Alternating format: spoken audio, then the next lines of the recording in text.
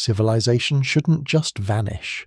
They should leave records, at least debris, something we can study. But throughout human history, entire societies have disappeared almost without a trace, leaving behind only fragments, mysteries, more questions than answers. The archaeological record is supposed to be a timeline, a progression from simple to complex, from primitive to advanced. Instead, it's full of holes, dark periods where thriving cultures suddenly stop existing, moments where we see a thriving city one moment and abandonment the next, with barely any explanation in between. The Mycenaean palaces of Greece didn't gradually decline. They burned in a catastrophe we still struggle to understand.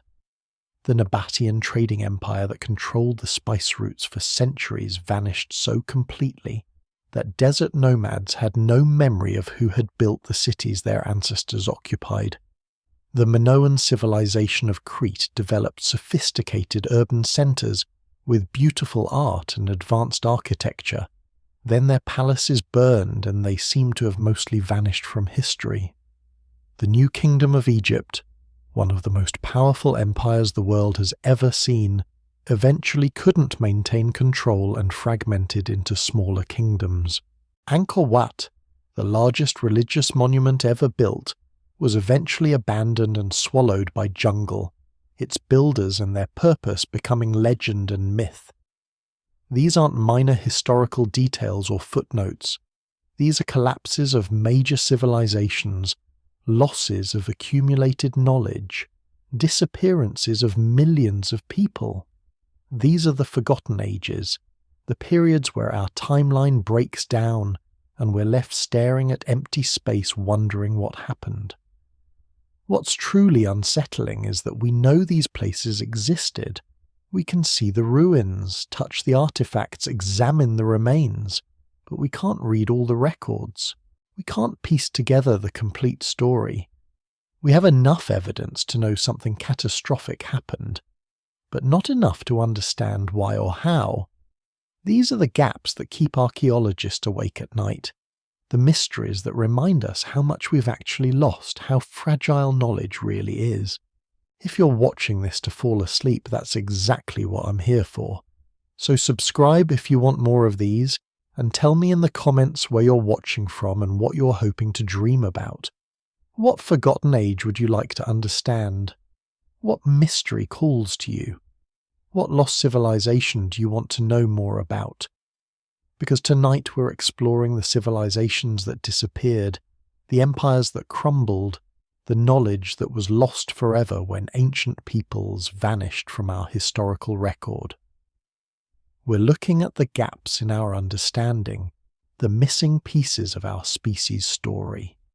Welcome to the Forgotten Ages.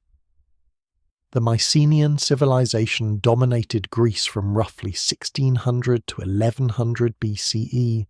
These were the people who would later inspire Homer's epics, the Trojan War, the great heroes of legend. But they were real. Archaeological evidence shows us palatial centres like Tiryns and Mycenae, cities with massive stone walls, sophisticated art, advanced pottery and metalwork, extensive trade networks throughout the Mediterranean. They wrote in Linear B script.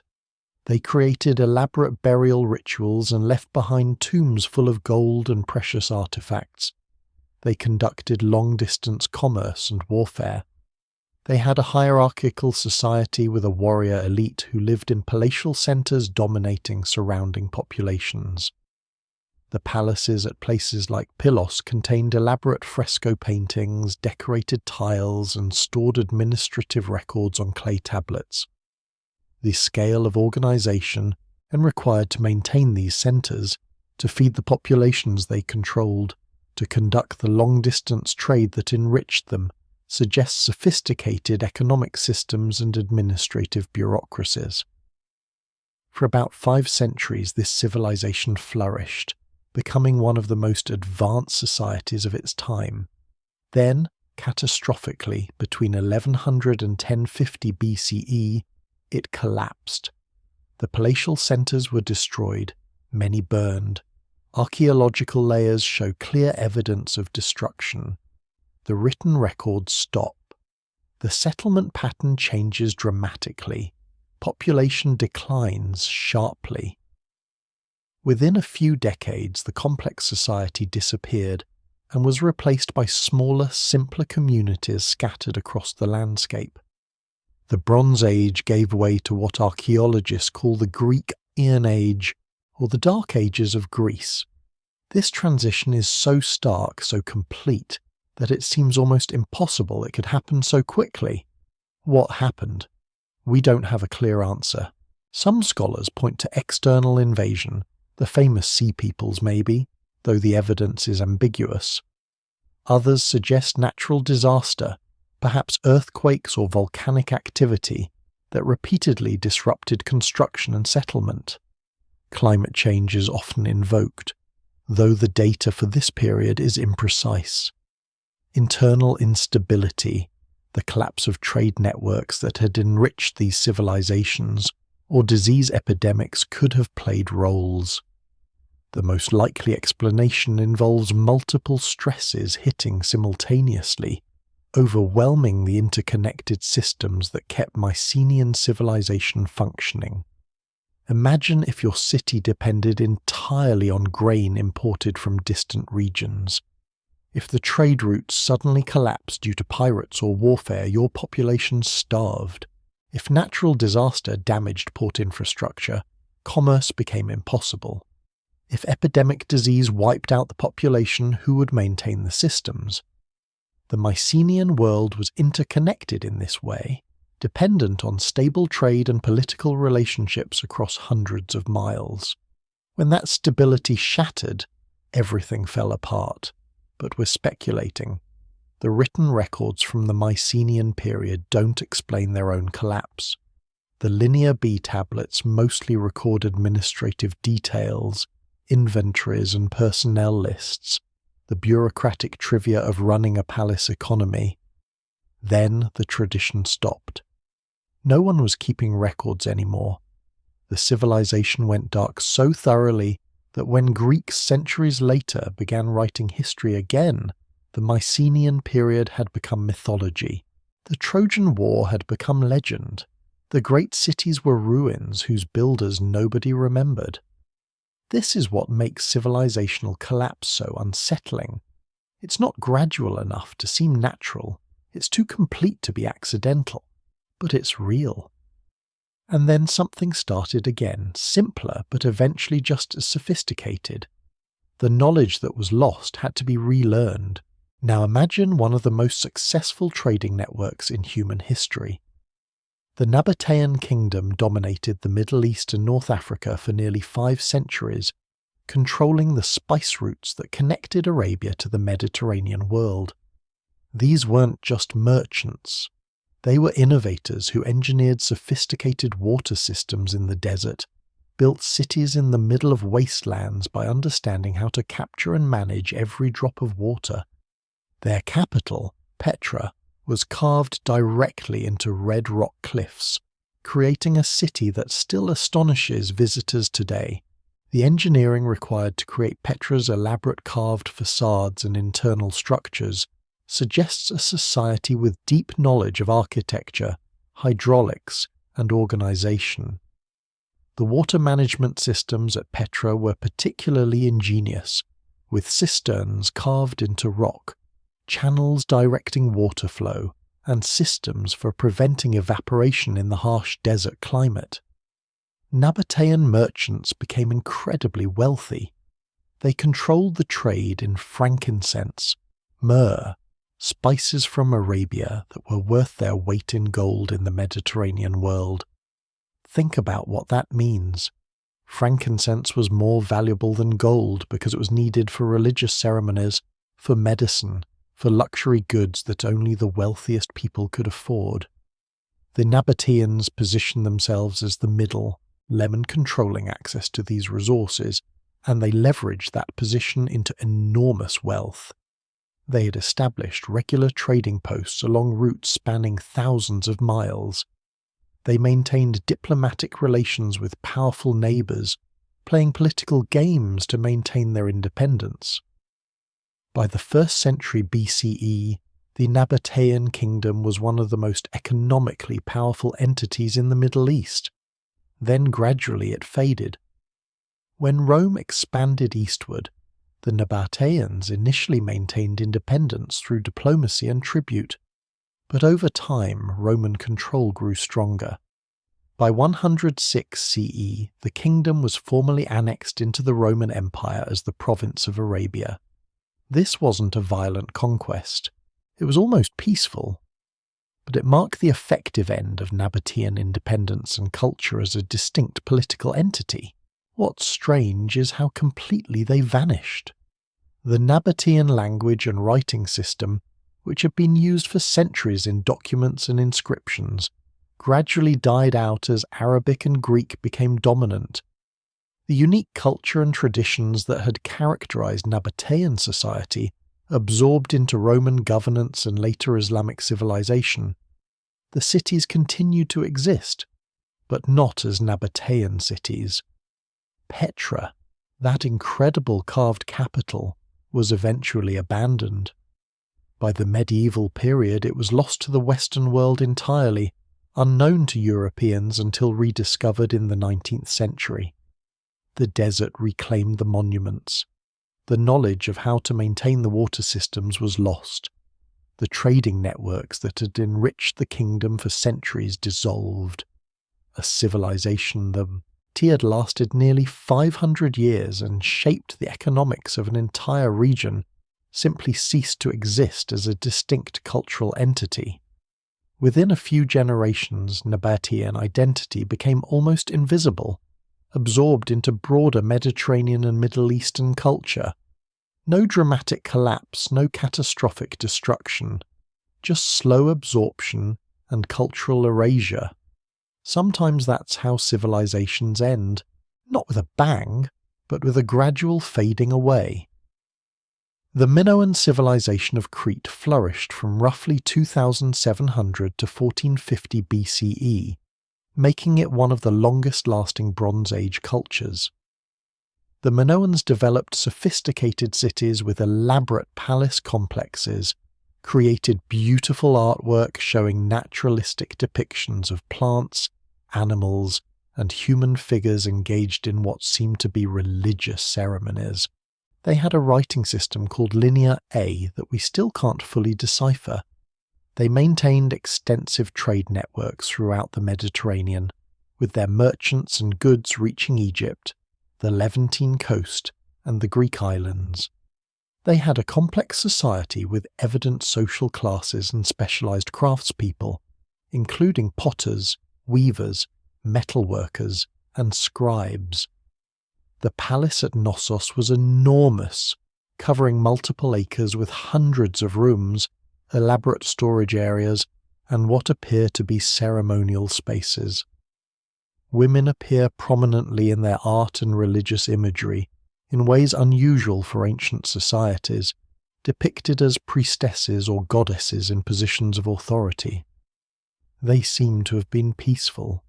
At least their art shows little evidence of warfare or military scenes. There are no obvious defensive fortifications around their cities, suggesting they felt secure or relied on naval power for defense. They appear to have been merchants and craftspeople rather than warriors. Then, dramatically, around 1450 BCE, the palace complexes burned. Multiple palaces show evidence of destruction by fire. Some were rebuilt briefly but ultimately abandoned. Minoan civilization didn't disappear completely. Greek-speaking people, the Mycenaeans, moved into the region and continued some Minoan traditions, but the distinctive Minoan culture ended. The complex palace society gave way to a simpler Greek-speaking society. What caused the destructions? Earthquakes are one possibility. Crete is geologically active, sitting on tectonic zones that frequently experience seismic activity that would have shaken buildings and disrupted society. Volcanic activity is another. The nearby island of Thera experienced a massive eruption. Around 1600 BCE, that would have created tsunamis and ashfall affecting Crete, though the timing doesn't perfectly match the palace destructions at 1450. Invasion by Mycenaean Greeks is a third possibility. Foreign conquest would explain why Greek language and culture replaced Minoan culture so thoroughly. Archaeological evidence supports some combination of these factors, but the exact sequence and relative importance remain debated. What's clear is that something catastrophic happened, the palace system collapsed, and a fundamentally different civilization took over. The Minoans didn't completely disappear. Later Cretans carried forward some traditions and perhaps some genetic heritage, but their distinct culture, their art, their religious practices, their political system, all transformed so thoroughly that we experience them now as archaeological curiosities rather than as a continuing tradition. The Linear A writing system, which surely contained knowledge about Minoan civilization in the voices of the Minoans themselves, remains undeciphered. Their own accounts of themselves, if they ever recorded them, are lost to us. Let me take you to the American Southwest around 1300 CE.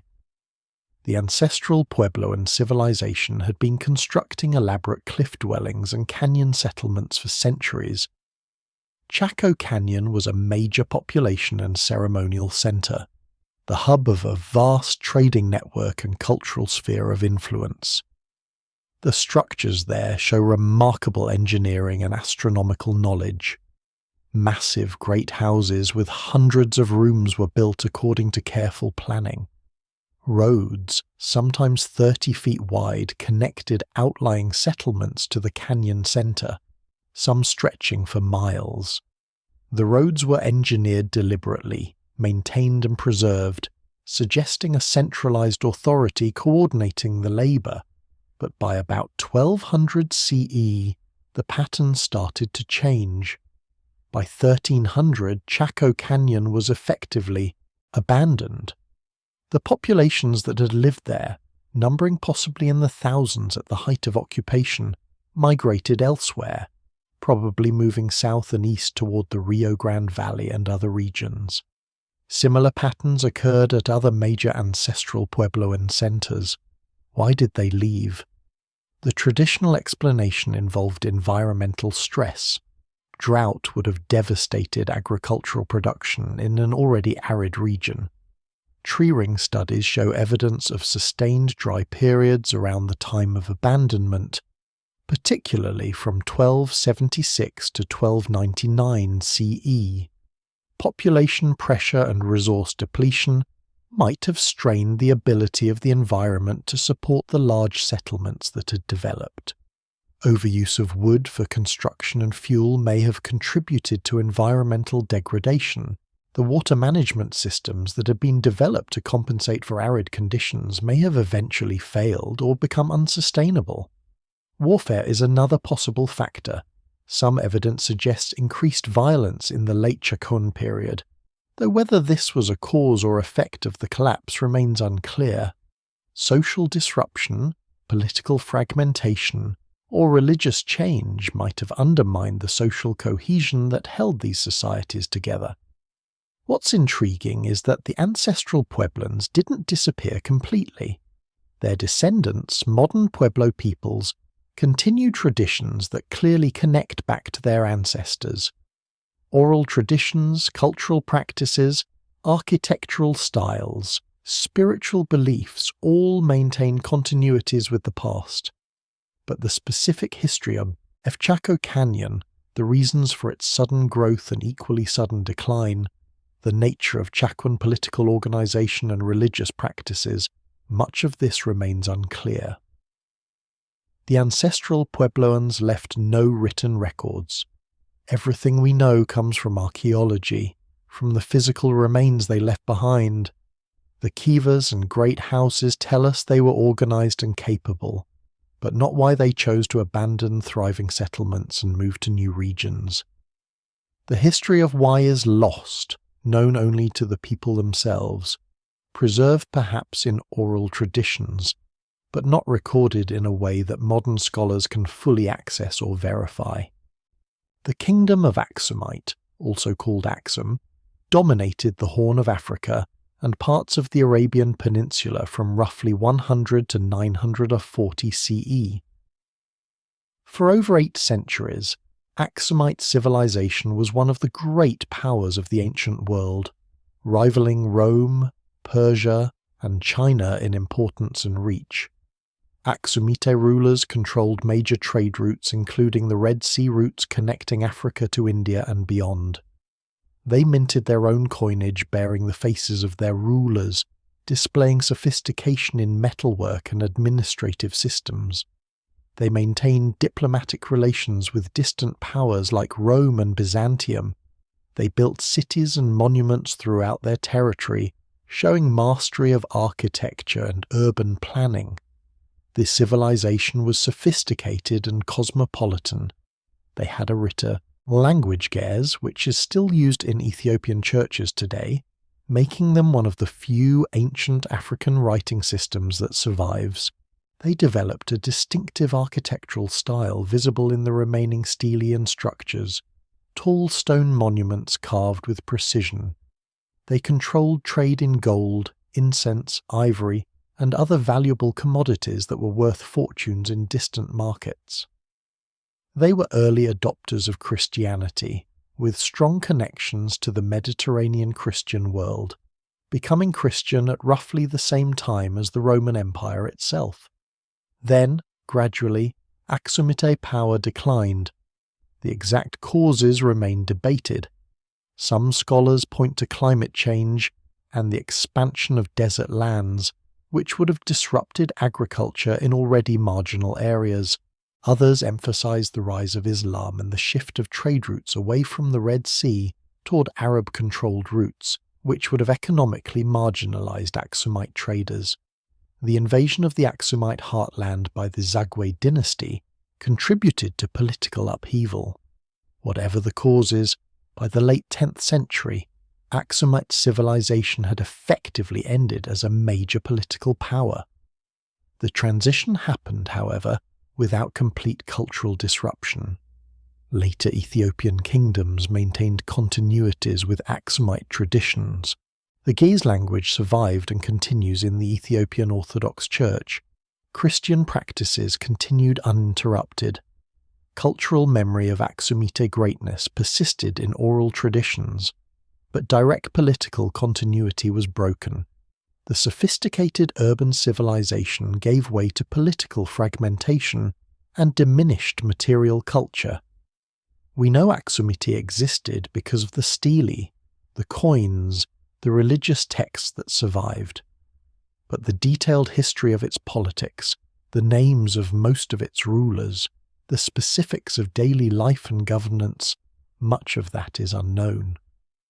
We're reconstructing Axumite civilization from fragments, understanding it through the lens of later traditions and what we can infer from physical remains. The loss isn't complete, but it's substantial. A major civilization's detailed history has become inaccessible. Angkor Wat in Cambodia represents one of the greatest human achievements in architectural and engineering history. Built in the 12th century, it's the largest religious monument ever constructed, covering an area larger than Manhattan. The Khmer civilization that built it had engineered an elaborate system of reservoirs and canals to manage water in a monsoonal climate, allowing them to grow surplus food to support hundreds of thousands of people. They had figured out how to transform a difficult environment into an agricultural powerhouse through sheer ingenuity and careful planning. Angkor Wat itself was built with stunning precision. The symmetry is nearly perfect throughout the complex. The carvings are intricate and depict religious scenes and dancing figures with remarkable detail. The hydraulic systems that supplied water were sophisticated, involving elaborate engineering to manage the seasonal flooding of the monsoons and provide water year-round. The entire complex represents an enormous coordination of resources and labor over many years, probably decades. perhaps spanning generations. At its height, Angkor was surrounded by a city that may have housed between 700,000 and 1,000,000 people, making it possibly the largest city in the world at that time, surpassing the population of Paris or London. Then, gradually, the civilization that had built this marvel began to decline. By the 15th century, Angkor was abandoned. The city was reclaimed by the jungle. The water management systems failed or were no longer maintained, and the reservoirs became choked with sediment and vegetation.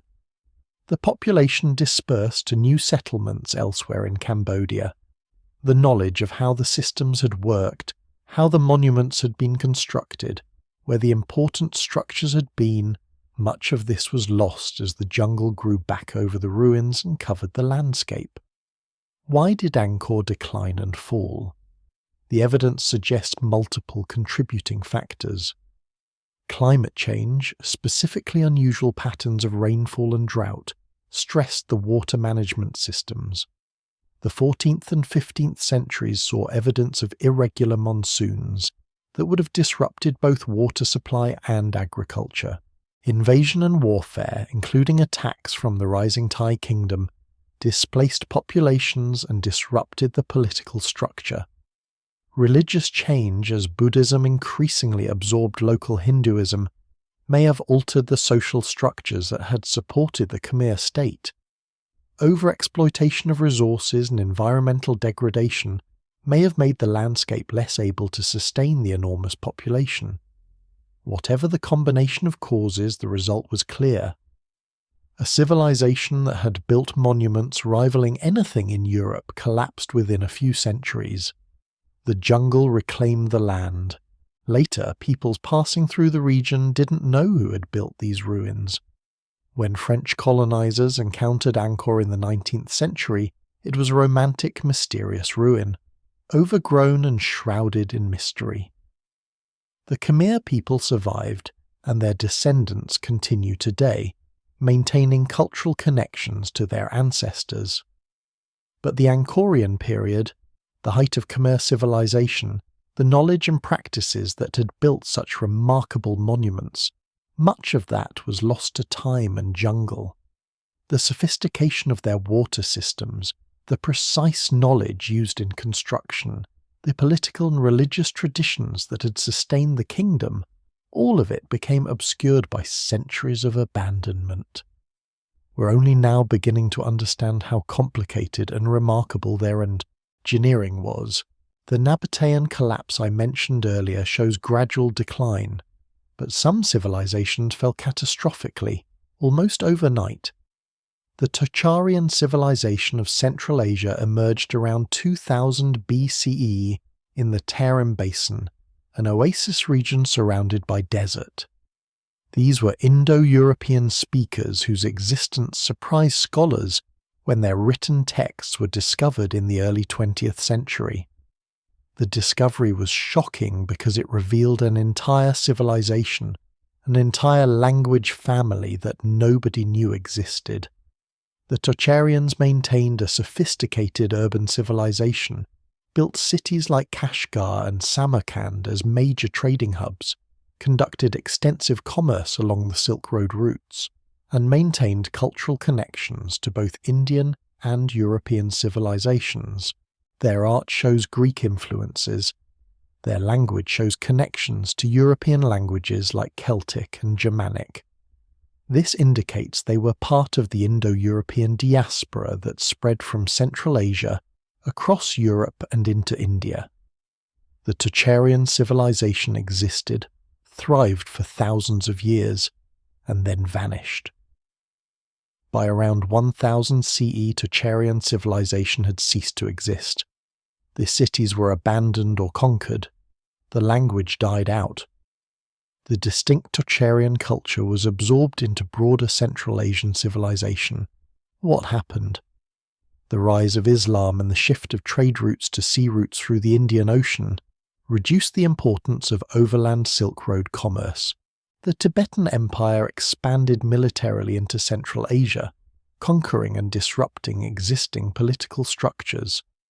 Waves of migration brought new peoples into the region, who eventually dominated and absorbed the Tocharian population. Environmental change, possibly related to shifts in water sources and desertification, may have stressed agricultural systems in the oases. Within a few centuries, the Tocharian civilization disappeared. Its language was replaced by Turkic languages and Persian. Its cities became part of other empires. Its distinct culture was absorbed into the broader Islamic and Central Asian world. We know about Tocharians because of texts that survived in Buddhist monasteries and because of artifacts that persisted in the dry desert environment. But imagine if those texts hadn't survived. If the monasteries had burned or the libraries had been destroyed, we would have no direct knowledge of the Tocharian language or civilization. We would only know they existed if occasional artifacts were discovered by archaeologists searching the right places. This is what happened to countless other civilizations throughout human history. No texts survived. No artifacts pointed to their existence.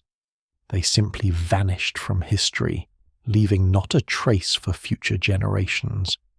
Complete erasure, complete disappearance, as if they never existed at all. The Younger Dryas catastrophe 12,800 years ago represents one of history's greatest gaps. Before this climate event, human societies in many parts of the world were thriving. In the Middle East, the Natufian culture had developed semi-permanent settlements and was harvesting wild grains with specialized tools called sickles. They ground the grain into flour using grinding stones. They had figured out how to live in one place year-round without agriculture, just through intensive foraging. In North America, the Clovis culture was ranging across the continent with sophisticated hunting technology, coordinating the pursuit of megafauna. Across Europe, people were creating elaborate cave art at sites like Lascaux and painting animals with perspective and motion that shows remarkable observational skill and cultural sophistication, living in organized groups with clear social structures. Then something changed. Within decades, perhaps even years, the climate shifted dramatically. Temperatures plummeted back to near glacial conditions. This wasn't a gradual cooling over centuries. This was rapid, catastrophic climate change happening in the span of a single human lifetime or faster. Glaciers that had been retreating for thousands of years surged forward again. Forests died.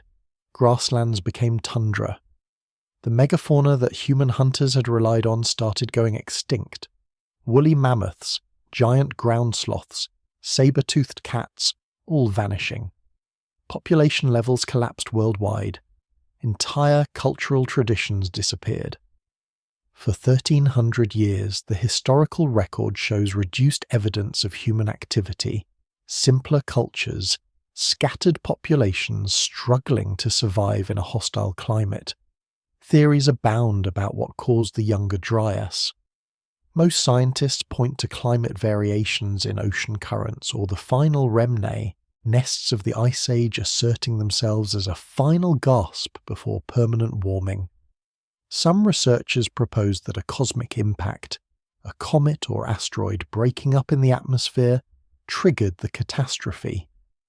The evidence for impact includes a thin layer of sediment from exactly the right time period containing unusual materials. Nanodiamonds that form only under extreme heat and pressure, magnetic spherules suggesting massive fires, shocked quartz crystals showing impact damage, carbon spherules from fires. This evidence layer appears across multiple continents, suggesting a global catastrophe. Mainstream science remains skeptical about the impact hypothesis, but the debate continues because if true, it would explain both the catastrophic speed and the near-global nature of the Younger Dry, as what's certain is that whatever caused it, the Younger Dryas represents the most significant climate catastrophe of human history. It interrupted the development of complex societies, It caused the extinction of megafauna that humans had depended on. It disrupted populations and cultures across the globe. When it ended 1300 years later, societies had to rebuild from a much lower baseline. When civilization eventually restarted, it was simpler and smaller than what had existed before. Knowledge had been lost. Specialized skills that had developed over thousands of years had been forgotten. Populations that had been doing sophisticated things were reduced to pure survival mode. The Younger Dryas created a gap in human history that we still don't fully understand. We have evidence that sophisticated societies existed before it. Göbekli Tepe in Turkey shows monumental structures built by hunter-gatherers, massive T-shaped pillars arranged in circles. Natufian sites show semi-permanent settlements and cultivation techniques. But after the Younger Dryas, for 1,000 years or more, evidence becomes scarce. When complex societies reappear, they seem to start again from a simpler baseline, as if the knowledge that had been accumulating suddenly got reset. What was lost? What knowledge died with the people who couldn't survive the catastrophe? What specialized skills were forgotten? We may never know completely. Here's what strikes me most about these forgotten ages. They're not ancient history filtered through mythology. Some happened within the last 1,000 years. Some involved civilizations that had written records we can still read, yet we still barely understand them. The Khmer civilization that built Angkor Wat had written texts. We still don't know all the details of why it fell. The Mycenaean civilization left written records on Linear B tablets. We still can't explain why they collapsed. The Nabataeans controlled an empire that Rome recorded, yet their culture and traditions disappeared almost without a trace. What these civilizations have in common is that knowledge was lost. Sometimes it was because the writing system became illegible when the language died. Sometimes it was because records weren't preserved. Sometimes it was because the catastrophe was so complete that the cultural transmission broke. A person dies and takes knowledge with them. A city burns and takes records with it. A population scatters and oral traditions are lost because the people who maintained them never reconnected. The comforting thing about these gaps is that they're not permanent. Every year archaeologists discover new evidence. Technology that didn't exist a decade ago is revealing hidden cities and lost structures. Ground-penetrating radar is mapping entire buried complexes. DNA analysis is tracing population movements and migrations. Climate science is reconstructing ancient weather patterns with increasing precision. Satellite imagery is revealing agricultural systems and landscape modifications invisible from the ground.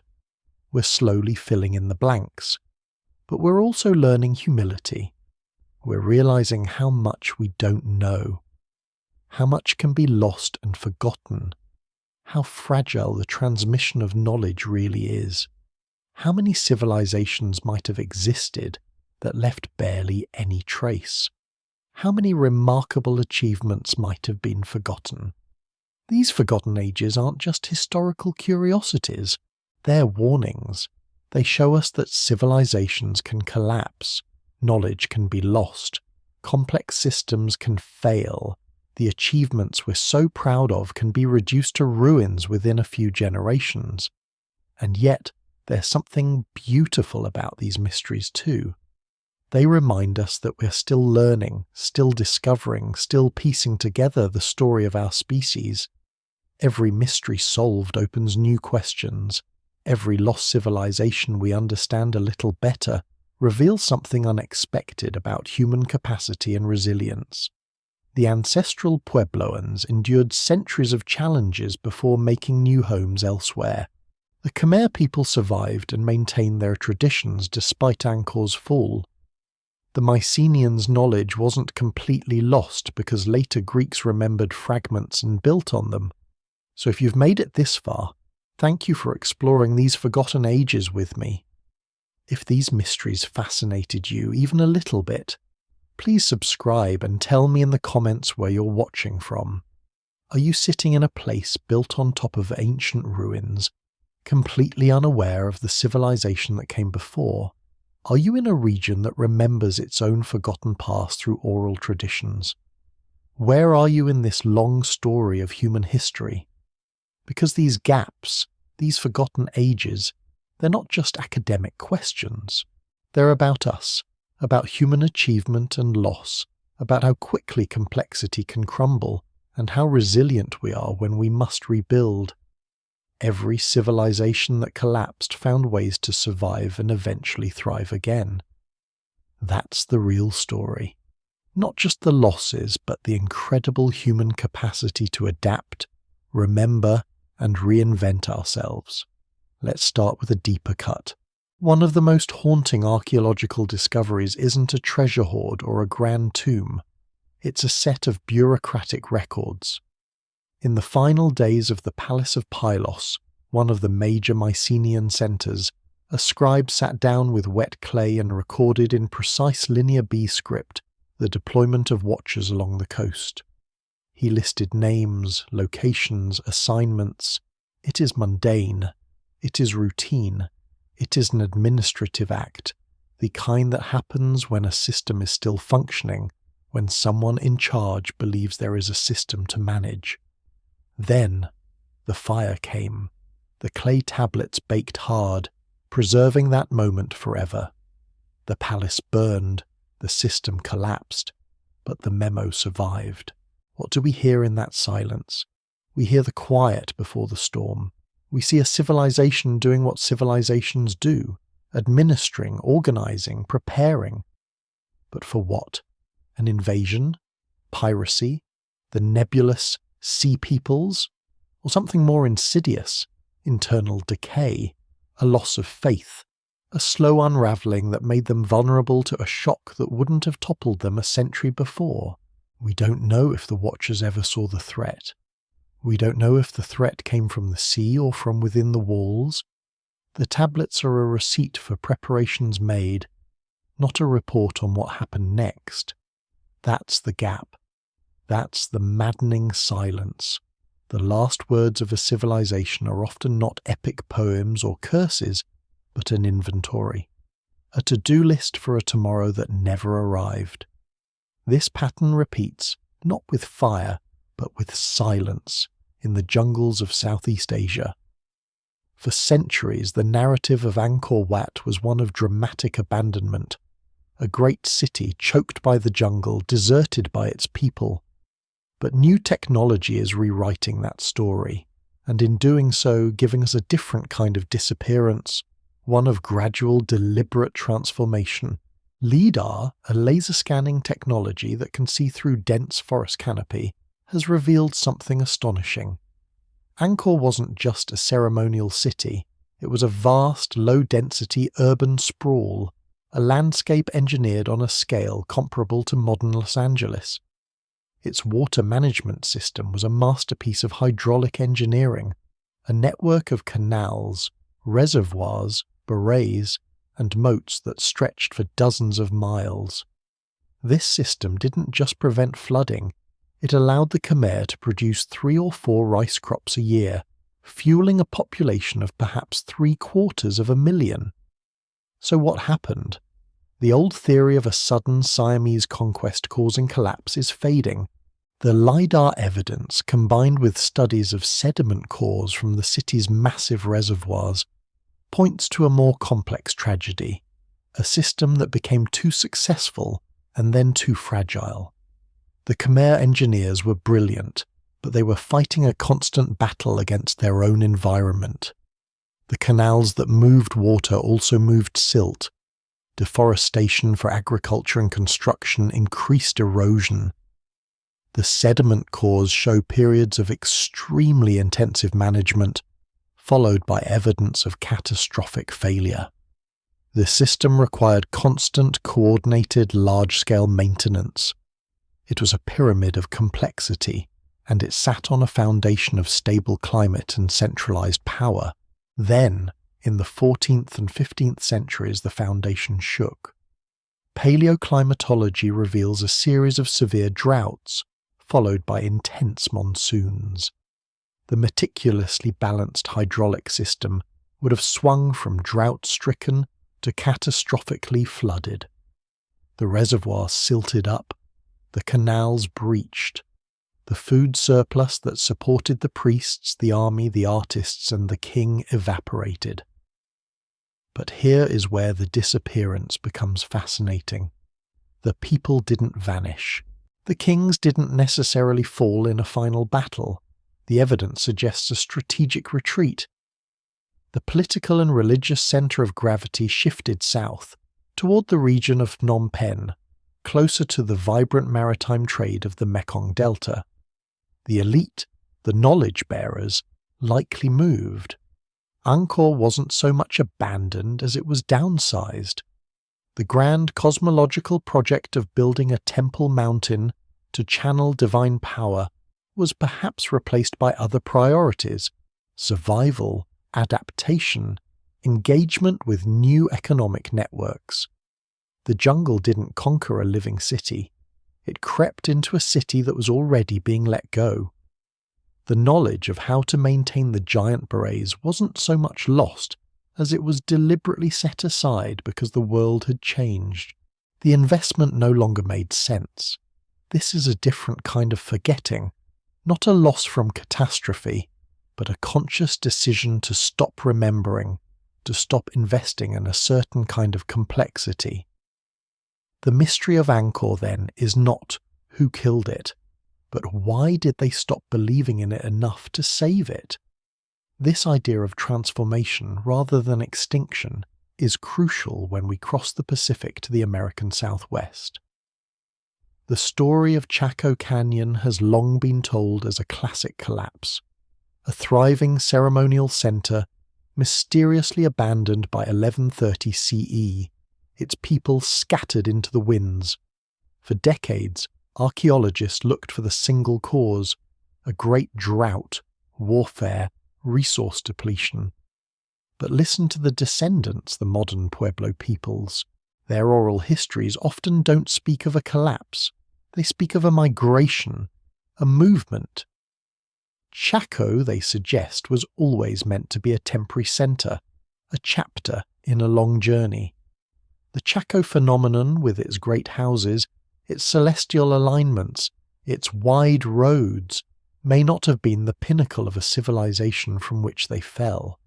It may have been the experiment, a powerful but ultimately unsustainable social and religious idea that had its time and then was folded back into the larger, more resilient pattern of Pueblo life. The roads are a perfect metaphor. These are not streets for carts or chariots. They're perfectly straight, engineered pathways that cut through the landscape, connecting great houses to distant features. Some scholars now believe they were less practical highways and more symbolic pathways, conduits for ritual pilgrimage, physical manifestations of a connection between communities and the spiritual landscape. When the social order centered on Chaco changed, the roads didn't fail. Their purpose simply evaporated. The people didn't lose the knowledge of how to build or live. They chose to live differently. The abandonment of Chaco Canyon looks like a disappearance only if you see Chaco as an end in itself. If you see it as one expression of a durable, adaptive culture, then it becomes a transition. The knowledge of astronomy, of architecture, of dryland farming didn't vanish. It was carried in the minds and practices of the people who moved to the mesa tops of the Hopi, the villages along the Rio Grande. The civilization didn't end, it transformed. The forgetting happened not to them, but to us, when we misinterpreted their migration as a failure. Now let's travel to a place where the disappearance is so complete it feels like theft from history, the Indus Valley civilization. Flourishing from 3,300 to 1300 BCE across what is now Pakistan and northwest India, It was arguably the most extensive of the ancient world, larger than Egypt and Mesopotamia combined. Its cities, like Harappa and Mohenjo-Daro, are marvels of early urban planning. Standardized bricks, grid-pattern streets, sophisticated drainage and sewer systems, even public granaries and baths. And then it faded. Its urban intensity dissolved. The writing, a cryptic script of over 400 symbols found on seals and amulets, fell out of use and remains undeciphered. This is not the burning ruin of Mycenae. This is a slow fading of a pattern. The cities lost their precise planning. The trade networks contracted. The cultural package unraveled. Why? The old theories pointed to the Aryan invasion, but that is largely discredited. Climate change again emerges as a prime suspect. Studies of ancient river courses show that the mighty Gaga-Hakra River, which once flowed through the heart of the civilization and is likely the source of the mythical Saraswati, began to shift and dry up due to tectonic activity. Monsoon patterns may have weakened. The agricultural base that supported the dense cities slowly crumbled. But here's the crucial, haunting part of the Indus disappearance. We cannot hear their voices. The script is undeciphered, not because it's inherently more complex than Egyptian hieroglyphs or Linear B, but because we have no Rosetta Stone. We have no bilingual text, no king list that cross-reference with known cultures. The seals show beautiful depictions of animals and possibly deities, but the text accompanying them is silent. We can see they had weights and measures, trade goods, organized cities, but we don't know what they called themselves. The name of a single ruler, a line of poetry, a prayer, a law, a joke. Their disappearance is therefore the most profound kind. It is the severing of the narrative thread. We have the stage, the set pieces, the props, but the script is missing. We see a society that appears strikingly modern in its pragmatism and cleanliness, seemingly less obsessed with glorifying god-kings than its Mesopotamian and Egyptian contemporaries, and yet we cannot know its heart. Did they have an epic of Gilgamesh? A code of Hammurabi? We will never know. The loss is absolute. It is a reminder that a civilization can be vast, sophisticated, and influential, and yet, if its mode of memory is lost, it can recede into archaeological abstraction, a puzzle without a solution. This brings us to the most isolated laboratory of collapse, Rapa Nui, or Easter Island. Its story has been hammered into a global parable, the people who destroyed their own world. They cut down every last tree to move their famous Moai statues, leading to erosion, starvation, warfare and cannibalism, a society that committed ecological suicide in isolation. But recent archaeology is meticulously dismantling this too simple morality tale. Yes, deforestation happened. The Polynesian rats that arrived with the settlers ate the palm nuts, preventing forest regeneration. But the people didn't passively watch doom arrive. They adapted with breathtaking ingenuity. When the trees were gone, they stopped building canoes for deep-sea fishing and turned to shore-based fishing and aquaculture, building stone windbreaks to create sheltered tidal pools. They practiced stone mulching, burying rocks in gardens to retain moisture and nutrients, to boost soil fertility in a now treeless landscape. They shifted their social structure. The famous Moai carving didn't stop with the last tree, it evolved. The later period is marked by the ceremonial platforms known as Ahu and a new focus on the Birdman cult, centered on the offshore islet of Orongo. This wasn't a descent into barbarism, it was a cultural and religious pivot, a new answer to the question of how to secure mana, spiritual power, and prosperity in a changed world. The real collapse on Rapa Nui came not from internal folly, but from external shock. The first was the Peruvian slave raids of the 1860s, which carried off or killed nearly half the population, including the elders, the priests, the keepers of knowledge. The second was the introduction of European diseases to which they had no immunity. The society that had resiliently adapted to ecological change for centuries was shattered in a few years by the violence and pathogens of the outside world. The disappearance of the Rapa Nui civilization is, in its final act, a story of contact and catastrophe, not of innate self-destruction. We forgot their adaptability and remembered only their statues, turning their complex history into a warning label for ourselves. Finally, let's turn to a disappearance that happened not in stone or jungle, but in the very fabric of society, in the Mississippi Valley. Cahokia was the greatest pre-Columbian city north of Mexico. At its peak around 1050 CE, it housed 10 to 20,000 people, a sprawling metropolis of thatched roof houses, grand plazas, and enormous earthen mounds, the largest of which, Monk's Mound, covers more area than the Great Pyramid of Giza.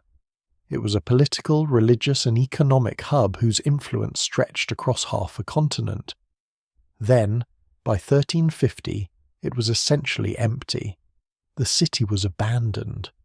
Unlike Rome, there was no successor state to carry on its legacy.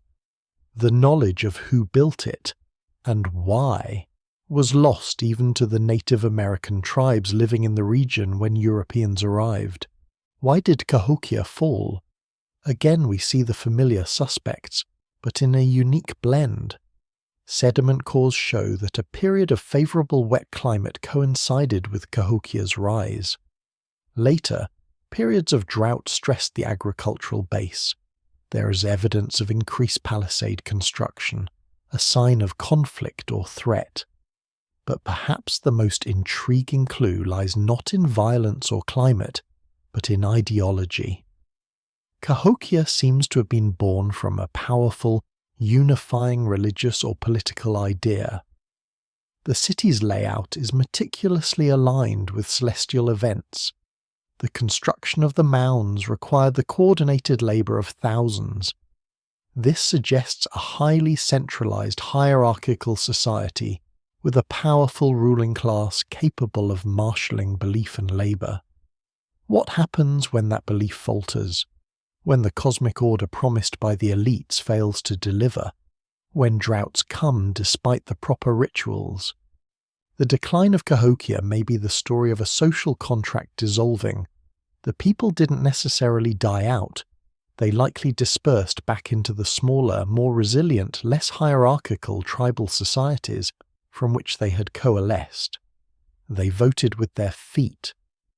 The grand project of Cahokia required too much labour, too much surplus, too much faith. When the returns diminished, the people simply walked away from the deal. The knowledge of large-scale mound construction didn't vanish overnight, but the collective will to do it on such a scale did. It was a revolution of lowered expectations, a return to a smaller, more sustainable pattern of life. The civilization didn't die. It decentralized until its greatest city was just a silent, grassy hill by a river, its purpose forgotten. This pattern of dispersal, of walking away from complexity, may be the most common and most misunderstood end of all. We are addicted to the imagery of flames and falling walls, but often the end is quieter. It is the sound of a last group of children playing in a plaza that will never be fully repaired. It is the decision, taken not in a council chamber but in 100 households, to plant next year's crop a little further down the river, and then a little further again, until the city is just a place you visit sometimes, and then a story your grandparents tell. Consider the great medieval city of Great Zimbabwe.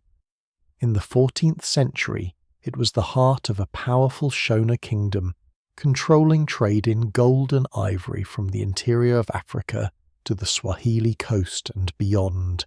Its walls, constructed without mortar from precisely cut stone, were a symbol of authority and permanence, and then, by the mid-15th century, its political and economic power had waned. The elite moved their centre of operations north to the Zambezi Valley. The city was not sacked, it was not destroyed, it was gradually, respectfully left behind. The knowledge of its construction and its meaning was not lost to the people. It was retained within the shifting political traditions of the Shona states. Its disappearance was once more a transformation, a strategic relocation. To European colonists centuries later, encountering those majestic, empty ruins, it seemed a profound mystery, a clear case of a vanished civilization. To the cultural descendants, it was a chapter in a longer, continuous story. The silence, again, was in the record, not necessarily in the memory. This forces us to confront a difficult question. When does a civilization end? Is it when the last monument is abandoned? When the language dies? When the political structure fractures? Or is it only when the last living thread of cultural memory connecting the past to the present is severed? There is a place where that severing feels almost complete, yet tantalizing fragments remain. In the stark, beautiful deserts of the Tarim Basin in western China, the discovery of the Tocharian texts was a shock to history. Here were perfectly preserved manuscripts from 1,000 years ago, written in an Indo-European language no one knew existed. The faces staring from the painted panels of the Silk Road oases were not East Asian. They were often blonde, red-haired, blue-eyed. The Tocharians were a branch of humanity that had trekked eastward millennia before, settling in the oases of Central Asia, building Buddhist kingdoms and thriving on Silk Road commerce. Their civilization was a vibrant fusion. They translated Buddhist scriptures from Sanskrit into their own tongue. Their art blended Indian, Persian, and Hellenistic influences into something unique. For centuries they were the middlemen of the greatest trade route on earth. And then they were gone. Not in a cataclysm, but absorbed. The rise of the Uyghur Khaganate, the expansion of the Tibetan Empire, the gradual shift of trade to sea routes, and the eventual spread of Islam and Turkic languages transformed the region. The Tocharian language faded from use, last attested in the 9th century manuscripts. Their distinct ethnic and cultural identity dissolved into the broader tapestry of Central Asia. What remains is a ghost in the linguistic and genetic record. A handful of manuscripts that can be read but whose cultural context is forever muted. We know their grammar, but we've lost the cadence of their speech. We have their Buddhist prayers, but not their folk songs.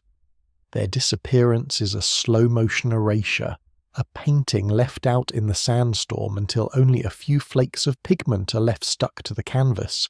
It reminds us that most ends are not events but processes. The final speaker of a language does not die knowing they are a historical terminus. They simply fall silent, and with them passes a universe of concepts, jokes, and ways of seeing the world. This brings us to the most unsettling disappearances of all, the ones that preceded history, the gaps that are not between recorded events, but before them. The Younger Dryas period we touched on is one such chasm, but there are structures that hint at worlds we can barely imagine. Göbekli Tepe in southeastern Turkey is the ultimate challenge to our linear narrative of progress. Dating back over 11,000 years, it is a series of monumental stone circles erected by hunter-gatherers. These are not simple huts. They are enclosures with massive, finely carved T-shaped pillars weighing tons, decorated with elaborate reliefs of animals, foxes, scorpions, lions, birds. This was built before agriculture, before pottery, before settled village life, according to the traditional timeline. Who were these people? What belief system, what social organization compelled bands of foragers to come together and quarry, move and sculpt these stones? And then, around 8000 BCE, they deliberately buried the entire complex under thousands of tons of soil and debris. They didn't abandon it. They interred it. It was a ritual closure, a conscious act of forgetting on a monumental scale. The civilization, if we can call it that built Göbekli Tepe left no writing, no cities, no obvious descendants. It is a flash of staggering sophistication in the deep night of prehistory and then darkness. The knowledge required to organize such a project, the mythological world that gave it meaning, is utterly lost to us. It is a reminder that complexity may have arisen, flowered, and vanished many times in the long winter of the Pleistocene and the turbulent dawn of the Holocene. Our archaeological record is not a steady climb. It is a flickering candle in a vast dark room, illuminating brief, isolated tableaus. We see similar, later flickers in places like the Norte Chico region of Peru. Here, around 3000 BCE, at the same time as the pyramids were rising in Egypt, a unique civilization emerged based not on grain, but on the abundant marine resources of the Pacific and the cultivation of cotton and gourds. They built large platform mounds and circular plazas, but they left no pottery, no overt signs of warfare, and crucially, no visual art. We have their architecture, their fishnets, their simple textiles, but we have no faces, no gods, no stories. They are a civilization defined almost entirely by its public works and its economy. Their inner life is a perfect blank. Their disappearance, as they were gradually absorbed or influenced by later cultures, is a fade to grey. We know they were there, but we cannot know who they were. This profound loss of context is the archaeologist's constant companion. An artifact without context is a riddle. A city without texts is a silhouette. We are left to reconstruct belief from burial practices, social structure from house sizes, and economy from trash heaps. It is a forensic science applied to entire societies. Now let's shift our gaze to a different form of vanishing, one not of people, but of knowledge within a surviving civilization.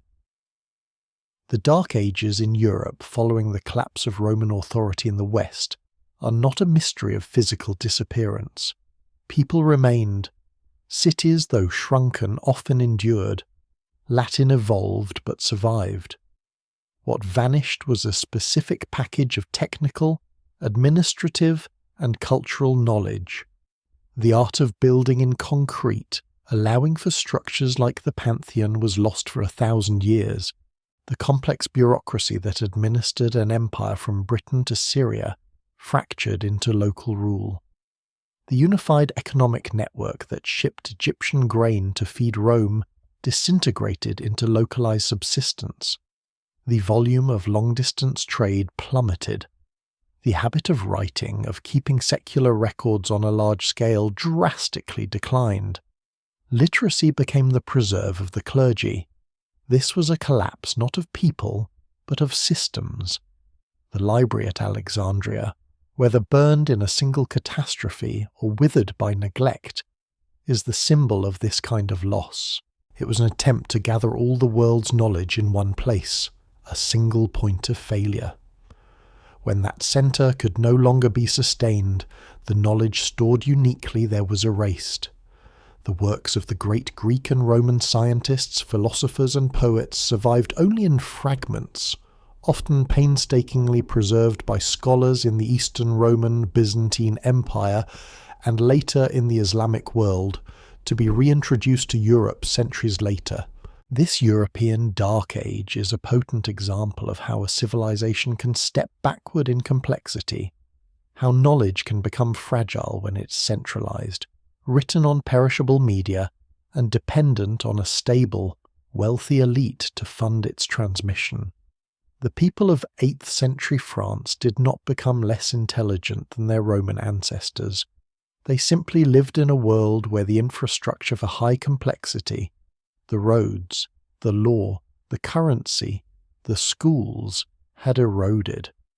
They had to rebuild from a simpler baseline, and in doing so they built something new, the feudal world that would eventually give rise to the medieval kingdoms and the Renaissance. Perhaps the most haunting voids are those where we have only mythology to guide us. The story of Atlantis, as told by Plato, is a philosophical parable about hubris and divine punishment, but it taps into a deep universal anxiety, the fear that a great and powerful civilization can be utterly erased by the sea, leaving only shoals of mud to mark its passage. While Atlantis is almost certainly fiction, it may be a distorted memory of a real cataclysm, the Thera eruption that devastated Minoan Crete around 1600 BCE. That event alone could have inspired tales of a whole island kingdom sinking beneath the waves.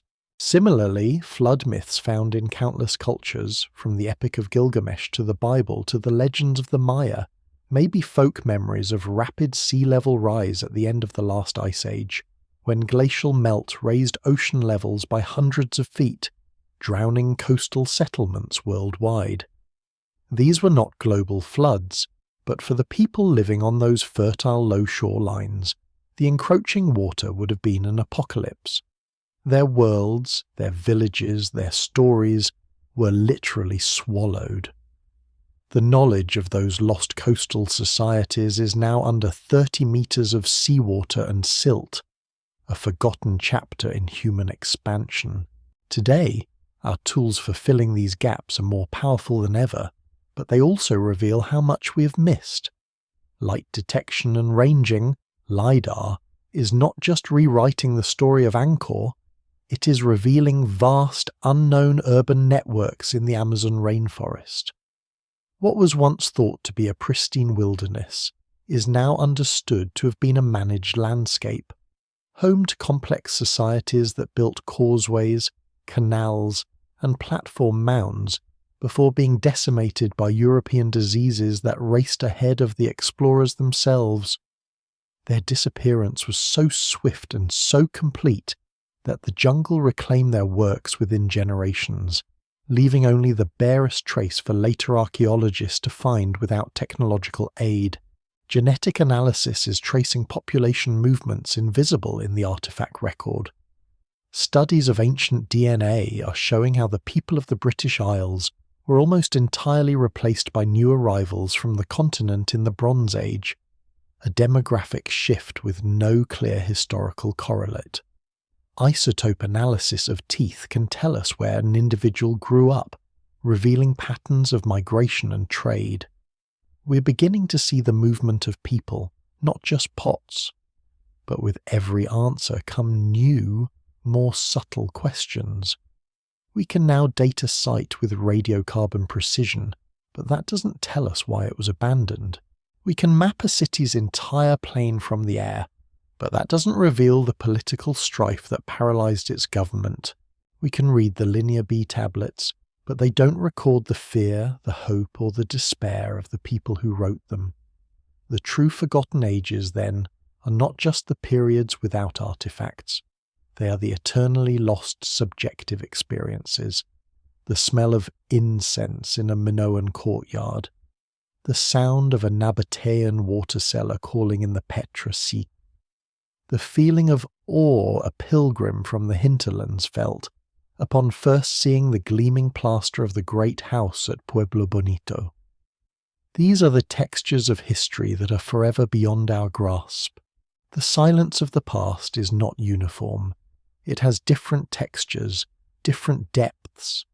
In some places it is the silence of sand, patiently burying a metropolis until it becomes a legend. In others, it is the silence of water, swallowing coastal plains and with them the footprints of entire cultures. And in still others, it is the most profound silence of all. The silence of successful adaptation, where a people change so completely to survive that their former selves become unrecognizable even to their descendants. Consider the Garamantes of the Sahara. In what is now the hyper-arid Libyan desert, they built a civilization that lasted over 1,000 years, from 500 BCE to 700 CE. The Greeks and Romans knew of them as nomadic barbarians, but archaeology reveals they were something far more remarkable: urban pioneers in the deep desert. They constructed at least 8 major towns and many smaller settlements with impressive adobe architecture. Their secret was fossil water. They pioneered a system of fogaras, underground tunnels dug back into the escarpments to tap ancient aquifers, guiding water by gravity to their fields. This was hydraulic engineering on a massive scale, requiring a high degree of social organization to build and maintain. The Garamantes were not just survivors, they were a regional power. They traded across the Sahara, dealing in salt, slaves, and luxury goods, connecting sub-Saharan Africa to the Mediterranean. Their society had social stratification, a king, and a distinctive material culture. And then they faded. The common narrative is that they depleted their fossil water, the fogaras silted up, and the desert reclaimed their cities. But again, the story is more nuanced. Climate data suggests a gradual aridification already underway. The final blow may have been the expansion of the Islamic Umayyad Caliphate, which disrupted the trans-Saharan trade networks that were their lifeblood. The people likely didn't vanish. They dispersed, their knowledge of the fogaras becoming a specialized skill held by a few, then forgotten as the economic rationale for the great cities evaporated. Their civilization didn't collapse into ruin. It desiccated, like a plant whose deep taproot can no longer find water. The silence left behind is the whisper of wind over mud-brick ruins half consumed by dunes, a testament to a truth we are only now facing: that climate change is not a future threat, but a recurring civilization-ending protagonist in human history. This brings us to a different kind of climatic confrontation, one that involves not heat, but cold. The Norse settlements in Greenland represent one of history's most poignant disappearances, precisely because it is so well documented, and yet the ultimate cause remains a debate that feels chillingly modern.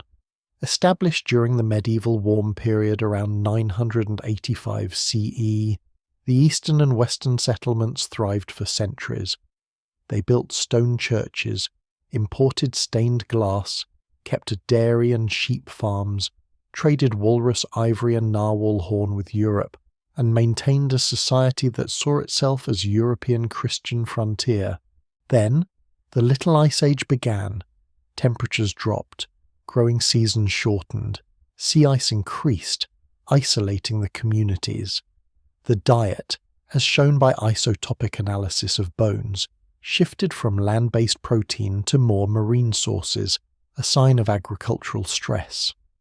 Contact with Norway became sporadic, then ceased. The last written record is a marriage recorded in the church at Volsey in 1408. By the mid-15th century, when a ship finally bothered to visit again, the settlements were empty. Only ruins and a few stray livestock remained. What happened? The traditional story is of a stubborn people clinging to a European way of life, refusing to adapt like the Inuit, and thus freezing and starving to death. But newer archaeology complicates this morality tale. Evidence shows the Norse did adapt. They increasingly hunted seals from the sea ice, a technique they likely learned from the Inuit. Their final dwellings were not grand longhouses, but smaller, more practical homes. The end may not have been a slow, unanimous starvation. It may have been a combination of factors, a declining population becoming unsustainable, possibly exacerbated by disease, increased conflict with the Inuit, though evidence is scant, and crucially, economic collapse. The European market for walrus ivory crashed when cheaper elephant ivory from Africa, Ka, became available. Their reason for existing as a remote outpost producing a luxury good for a distant market vanished. When the last ship failed to arrive to trade, the last vestige of their economic viability may have dissolved. The disappearance of the Greenland Norse is a masterclass in a multifactorial collapse. Climate change undermined their subsistence base. Global economics severed their lifeline. Cultural isolation made them vulnerable.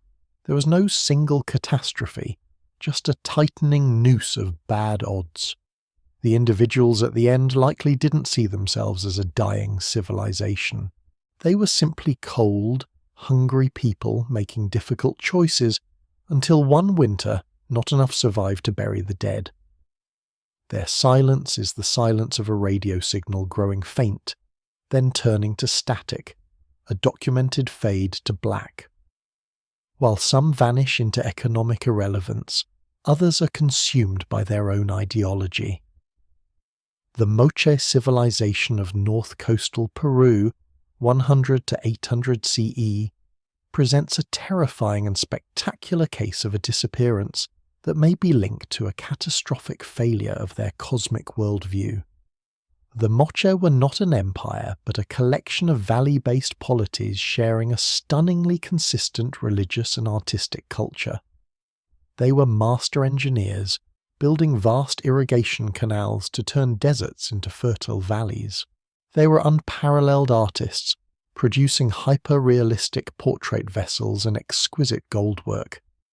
Their rituals depicted in their art were intense and bloody, centered on warfare, capture, and elaborate sacrifice to appease deities controlling weather and fertility. Their society was stable for centuries. Then, in the 6th century, something changed. Paleoclimate data reveals a devastating period of mega-droughts, lasting perhaps 30 years, followed by a period of intense rains and flooding from El Niño events. The Moche infrastructure, both physical and ideological, was shattered. The canals ran dry, then were obliterated by floods. But the ideological damage may have been worse. The priestly elite's power was based on their ability to intercede with the gods for water and fertility. A 30-year drought was not a temporary setback. It was a theological crisis. If the sacrifices, the rituals, the blood offered on pyramid tops were not bringing the rains, then the entire covenant between the people and their rulers and between humanity and the gods was broken. Archaeology at sites like the Huaca del Sol and Huaca de la Luna shows evidence of frantic, desperate construction in the final phases, followed by violent conflict. The sacred precincts was defiled. The elite were killed, their palaces burned. It was not an invasion from outside, it was an implosion. The Moche political and religious order collapsed under the weight of its own failed promises. The people, the descendants of those master builders and artists, did not vanish. They regrouped into smaller, less centralized communities. The great artistic styles faded. When the next major culture, the Chimu, arose centuries later, they built on Moche engineering but created a different artistic and religious world. The Moche disappeared as a coherent civilization because the story that held them together, hemmed together, a story written in clay and blood, stopped making sense. This pattern of ideological collapse is perhaps the hardest for us to grasp from a materialist perspective. We can quantify drought years and measure canal silt, but how do we measure a loss of faith? Yet, history suggests it may be the most powerful force of all. What happens when the priests of Chaco Canyon can no longer predict the solstice because dust storms obscure the sun? What happens when the king of Angkor, who is the god king, the guarantor of the monsoon, presides over empty reservoirs? The scaffolding of power is not just administrative, it is cosmological. When the cosmos itself seems to turn hostile, the scaffolding buckles. This leads us to consider disappearances that are not of people, but of possibility. The so-called Bronze Age collapse around 1200 BCE was not a single event, but a rolling catastrophe that extinguished the brilliant interconnected world of the Eastern Mediterranean. The Hittite Empire, a formidable power based in Anatolia, vanished completely, its capital Hattusa burned and abandoned, its language forgotten for over 3,000 years. The great trading cities of Ugarit and Alalak in the Levant were destroyed and never reoccupied on the same scale. New Kingdom Egypt was pushed to the brink, losing its empire and barely preserving its independence. This was a systems collapse of the first globalized world. The palace economies of the Late Bronze Age were deeply interdependent.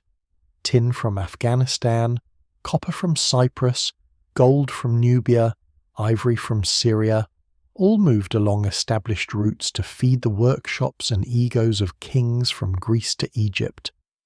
It was a world of diplomacy, recorded in the Amarna letters, where kings addressed each other as brother, and then, within a few decades, it was gone. The trigger points are still debated: earthquakes, climate change, a 3.2k BP event of drought, internal rebellion, and the infamous Sea Peoples.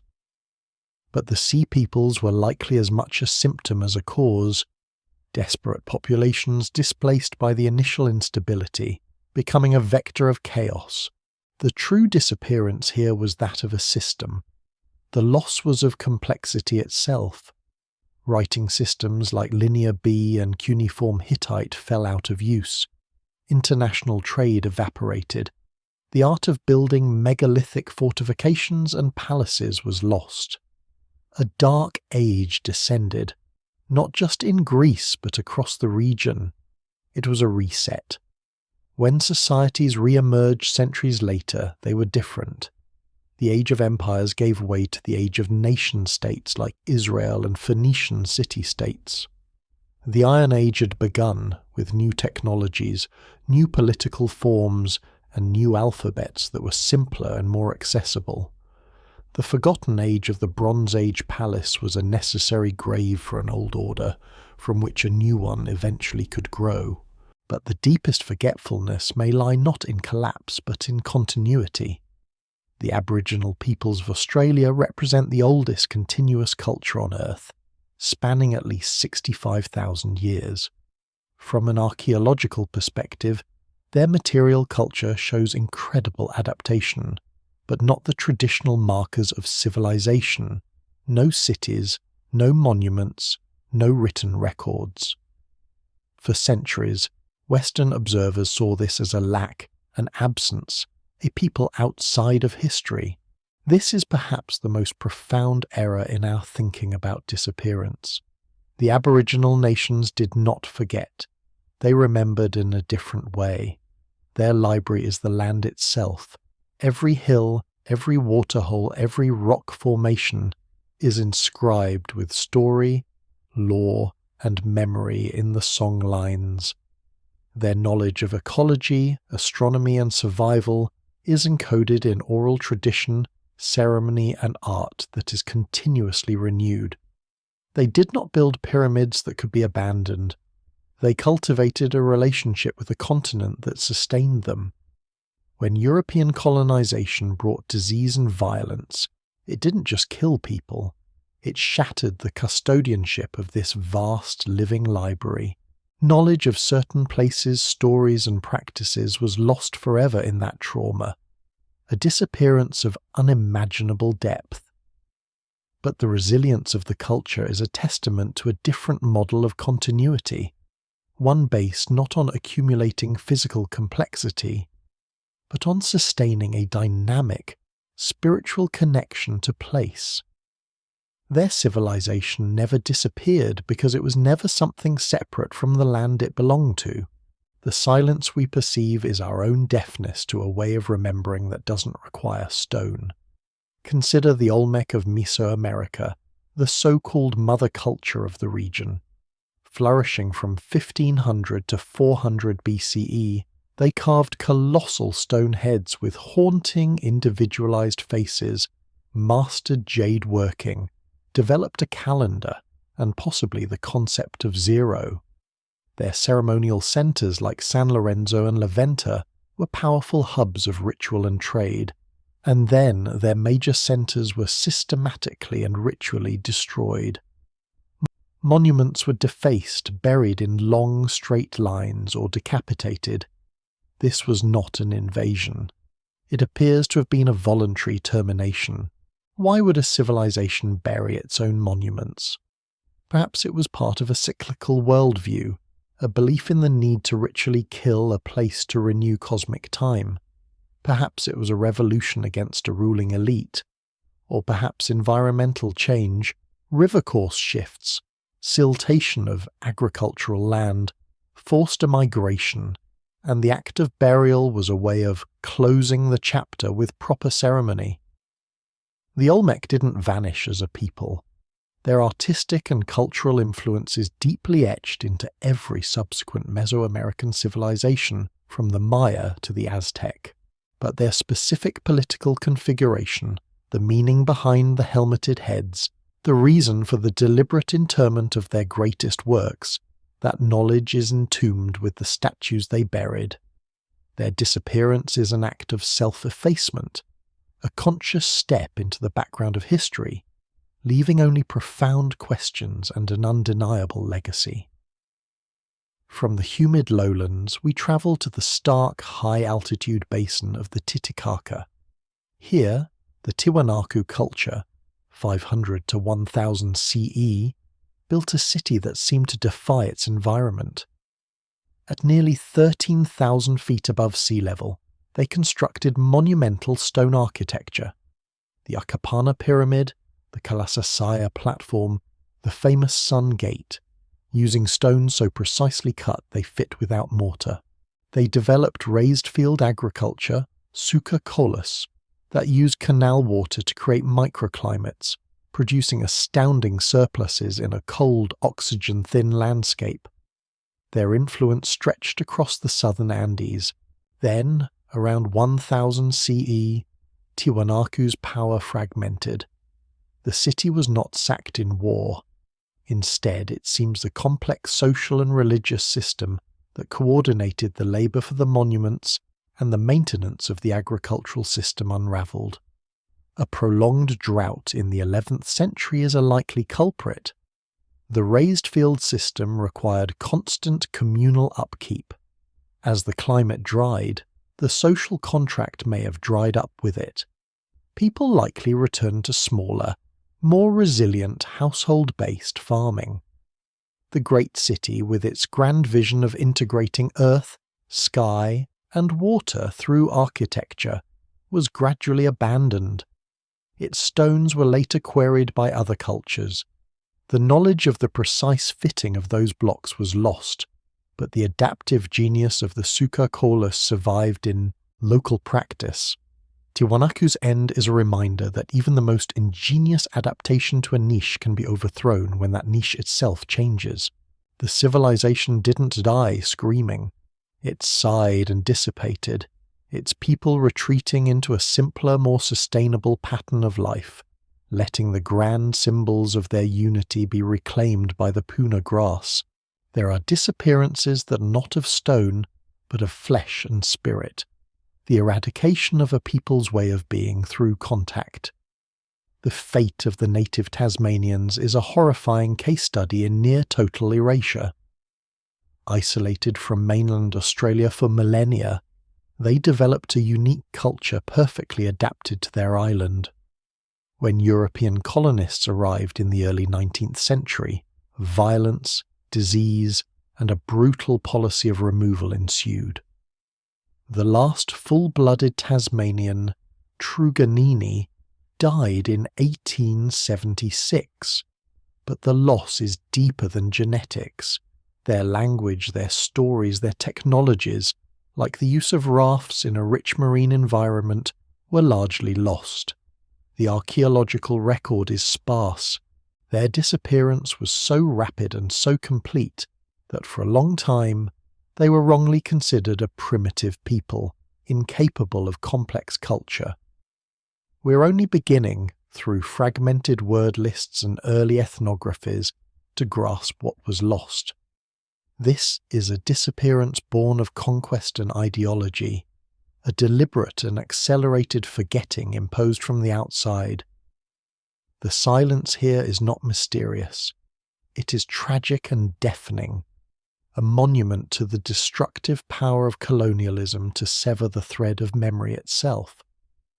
But let's step back further to a time when the human species itself was multiple. We share the planet's past with other hominins, the Neanderthals, the Denisovans, Homo floresiensis.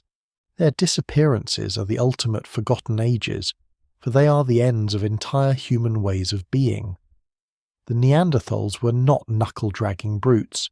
They buried their dead, used tools, possibly used pigments and adornment, and survived in harsh Ice Age Europe for hundreds of thousands of years. Then, within a few millennia of the arrival of Homo sapiens in their territory, they were gone. Was it climate change, competition, violence, interbreeding and assimilation? The answer is likely a combination, but the result is the same. A distinct human consciousness, a different way of perceiving and interacting with the world, vanished forever. What stories did they tell? What did their laughter sound like? What gods did they fear or revere? We can extract their DNA, we can analyze their tools, but the interior world of the Neanderthal mind is a cosmos forever closed to us. Their disappearance is the first and deepest loss in our own story, a reminder that we are but one surviving branch of a once lush family tree. The silence left by our cousins is the background hum of our own solitude. This contemplation of deep time and lost kin brings us to a modern mystery that inverts the formula. A disappearance caused not by loss of knowledge, but by its hyper-concentration and subsequent fragility. The Library of Alexandria is the emblem of this. Imagine a single institution aiming to collect all the world's knowledge. The tragic irony is that by concentrating it, they made it vulnerable.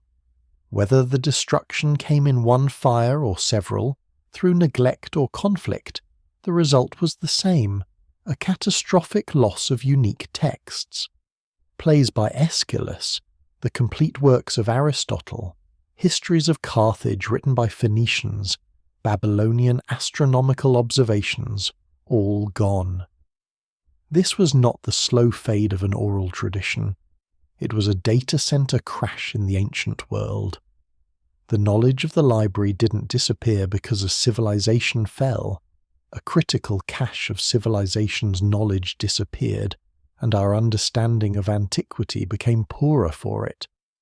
It is a warning about the fragility of centralized archives, a lesson painfully relevant in our digital age where knowledge exists as beams of light in fiber optic cables, vulnerable to solar flares, cyber attacks, or simply the obsolescence of file formats. So we are left circling the core question: why does this pattern of disappearance haunt us so? It is more than academic curiosity. These gaps are existential mirrors. They show us that the pillars of our own world, stable climate, global trade, political order, shared narratives, are not guaranteed. The Mycenaean bureaucrat making his inventory, the Khmer engineer adjusting a sluice gate, the Greenland Norse trader packing ivory, they all lived in a reality that felt permanent until it wasn't. Archaeology, then, is not just the study of the past. It is the study of collapse, transformation, and resilience. It is the science of how societies respond to the unexpected. We dig through the layers not to find answers, but to find better questions. Each artifact is a message in a bottle, but the ocean it crossed is time, and the language is often coded. The newest tools are allowing us to read that language in ways unimaginable a generation ago. Analysis of ancient human feces, coprolites, can reveal entire diets and gut biomes. Laser-induced breakdown spectroscopy can identify the elemental fingerprint of a pottery shard, tracing it to a specific clay pit. We can reconstruct past epidemics from pathogens found in dental pulp.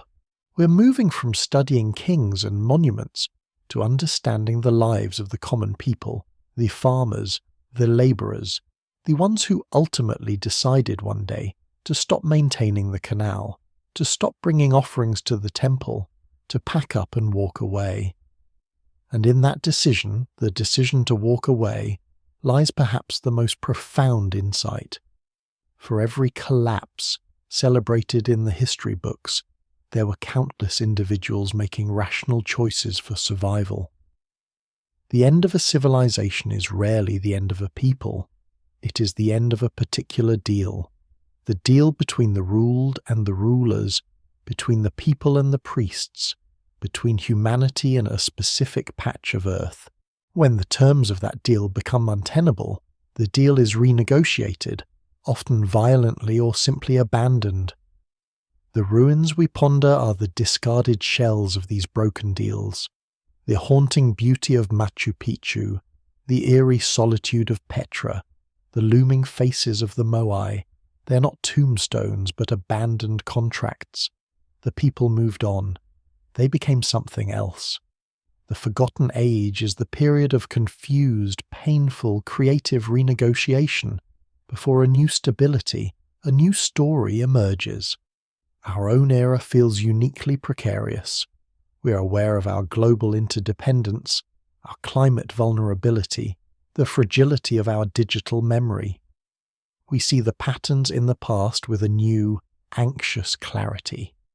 The study of these disappearances then becomes a form of preventative medicine.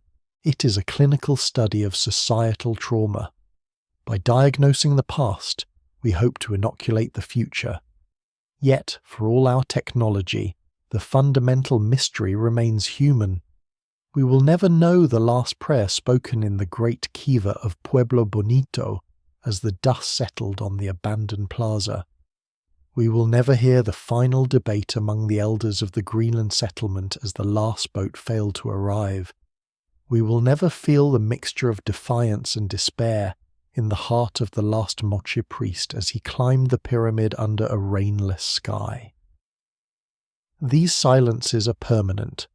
They are the black holes of history from which no information, no light can escape. And so we keep searching, not because we believe we will find a final answer, but because the act of looking, of brushing the sand from a tablet, of mapping a lost city from the air, of sequencing the DNA of a bone, is an act of remembrance. It is a refusal to let the silence become absolute. It is a declaration that even the forgotten deserve a witness, even if we arrive millennia too late to hear their voices. We are the ones who come after, standing in the ruins, trying to piece together a story from the fragments, knowing that our own chapters will one day be fragments for someone else to find. The wheel turns. The deal is always being renegotiated. The only constant is the human drive to build, to believe, to leave a mark, and the relentless forces of time, climate, and chance that ensure no mark, no matter how deep, is truly permanent. The pattern holds true across the globe. In every environment, humanity has dared to build something complex. The jungles of Central America hold not just the famous Maya collapse, but quieter, more complete vanishings. Take the great city of Teotihuacan, located in a highland valley of Mexico. At its zenith around 450 CE, it was one of the largest cities in the world, with a population perhaps exceeding 125,000. Its urban plan was a masterpiece of cosmic order, centered on the Avenue of the Dead, anchored by the massive pyramid of the sun and moon. It was a multi-ethnic metropolis, with distinct quarters for Zapotec, Maya, and other peoples. It exerted tremendous influence across Mesoamerica, shaping the art and politics of distant kingdoms. And then, in the 6th or 7th century CE, its heart was burned. The ceremonial core along the Avenue of the Dead was systematically set ablaze in a massive conflagration. Temples, palaces, and administrative buildings were torched. This was not an accident. It was a ritual killing of the city's power, likely an uprising by the populace or subject groups against the ruling elite. The city never fully recovered. It declined into a series of small villages scattered among the colossal, sacred ruins. Later peoples like the Aztec would look upon these ruins with awe, calling it the place where the gods were made, attributing its construction to giants or deities. They had no memory of its true builders. Teotihuacan's collapse was internal, a violent renegotiation of the social contract that left the physical shell intact but emptied it of its animating spirit. The knowledge of its precise cosmology, the names of its kings, the nature of the cult that demanded such immense pyramids, all were consumed in that fire. The city's disappearance from active history was so effective that it became a blank canvas for the myths of those who came after. From the high valley, descend into the tropical lowlands of the Maya. The classic Maya collapse is the most famous of all pre-Columbian disappearances, and it is famously misunderstood.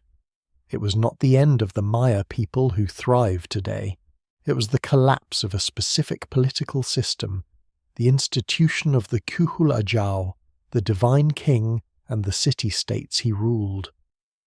Between the 8th and 9th centuries CE, one magnificent city after another in the southern lowlands, Tikal, Palenque, Copan, Calakmul, fell silent.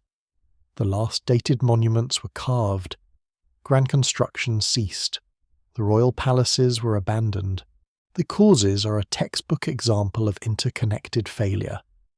Prolonged, severe drought, verified by lake sediment and stalagmite records, stressed the agricultural base. Population density had reached its environmental limits. Warfare between city-states, once ritualized, became existential and devastating. The very ideology of kingship may have been its undoing. The Kuhul Ajau derived his power from his role as a cosmological intermediary, responsible for bringing rains and ensuring fertility. Years, then decades of drought represented a catastrophic failure of this divine covenant. As the people's faith in the king's spiritual efficacy waned, so did their willingness to labour for his monuments and feed his court. The social pyramid inverted. The commoners, the farmers, likely simply dispersed back into the rainforest, returning to a more sustainable, decentralised way of life. The elite, their purpose evaporated, were left in empty palaces, until they too drifted away or were killed. The intricate knowledge of dynastic history, recorded in thousands of inscriptions, became indecipherable to their own descendants within generations. The jungle swallowed the plazas and towers. The collapse wasn't an extinction. It was a dramatic simplification, a shedding of political complexity that the ecosystem could no longer support. The Maya didn't vanish. They walked away from a failing model, preserving their culture in a more resilient form. Now, cross the Atlantic to a disappearance so total, it is felt as a geographical error, the empty expanse of the North Atlantic, where maps once placed the Great Ireland, or Vitra Manaland. The Norse sagas speak of encounters in the New World with indigenous people they called Skraelings, but also with mysterious Gaelic-speaking people already there. These may be fantastical, but they hint at a real, tantalizing possibility. The Irish monks, the Papa, seeking utter solitude, may have sailed their curraghs west centuries before the Norse, reaching Iceland and perhaps beyond. If they made it to Greenland or even the fringes of Newfoundland, their small, ascetic settlements would have left almost no trace. A stone chapel, a few crosses carved on rocks. their disappearance would have been silent, a gentle fading as a tiny community of celibate men died out, their knowledge of the passage lost with them. This is a disappearance of possibility, of paths not taken, of knowledge so narrowly held that its loss is absolute. It reminds us that the historical record is not just missing grand civilizations, it is missing countless small ventures, experiments in living that left no progeny, their stories as ephemeral as a boat seen on the horizon and then never again. While some seek solitude, others are undone by connection. The kingdom of Kush, centered at Nabataean and later Meroe in what is now Sudan, was a powerhouse of the Nile for over 1,000 years. They ruled Egypt as the 25th dynasty, the famed Black Pharaohs. They built hundreds of pyramids, developed their own script, Meroitic, which remains only partially deciphered, and controlled lucrative trade routes. Their wealth was built on iron production and commerce. Yet, by the 4th century CE, the kingdom was in decline. The traditional explanation points to the rise of the rival Axumite Empire, itself later to fade, to the east, which disrupted trade. Environmental degradation may have played a role. The intensive iron smelting required vast amounts of charcoal, potentially leading to deforestation. The final blow may have been a military defeat by Axum, but the Meroptic language faded, the pyramid building stopped, and political power fragmented into smaller Nubian kingdoms like Nabatea. The sophisticated, cosmopolitan state of Meroe dissolved back into a regional tapestry. Its script, the key to its internal history, became a locked door. The civilization didn't so much vanish as retreat, its central authority melting away, leaving behind a stunning archaeological legacy that speaks of great power but whispers few details of its final days. From the deserts of Africa, journey to the steppes of Asia, where disappearances are written not in stone, but in patterns of grass and horse bones. The Xiongnu Confederation was the nomadic empire that forged the Great Wall of China, a constant threat to the Han dynasty. They were a complex political entity, extracting vast tributes from China, practicing sophisticated metalwork, and holding together diverse tribes across the Mongolian plateau. Then, in the 1st century CE, they fragmented. Some groups were absorbed into China, others migrated west, possibly becoming the Huns who later terrorized Europe. The Xiongnu left no cities, few permanent monuments. Their tombs, kirigsurs and slab graves, contain rich artifacts, but no decipherable writing of their own. Their disappearance is a classic fate of a steppe confederation, a political entity built around the charisma and military success of its leaders, inherently unstable, prone to shattering into its component parts when pressure is applied, or when the gravitational pull of settled civilizations offers an alternative. They vanished from history not because they died out, but because they transformed, their name and cohesion dissolving while their people and cultural DNA flowed into new constellations of power. Their silence is the silence of the wind on the steppe, which erases tracks quickly and allows new ones to be made just as fast. This theme of cultural evaporation through absorption is perhaps the most common of all. Consider the fate of the Philistines of the Levantine coast. Known from the Hebrew Bible as the archetypal enemies of the Israelites, they were one of the sea peoples who settled in Canaan around 1200 BCE. They built a pentapolis of powerful cities, Ashkelon, Gaza, Ashdod, Ekron and Gath. Their material culture was distinct: Aegean-style pottery, consumption of pork, use of a unique script. For centuries they were a major political and military force. Then they gradually fade from the historical record. They were conquered by the Assyrians, then the Babylonians, then the Persians. With each empire, their distinct identity was diluted. They adopted local languages and customs. By the time of the Hellenistic period, they were effectively indistinguishable from the general population of the region. The Philistines didn't disappear in a catastrophe. They were slowly dissolved in the cultural solvent of empire and time. Their name survived as a biblical archetype and ironically was later applied to the region itself, Palestine. But the people, their language, their unique worldview were assimilated out of existence.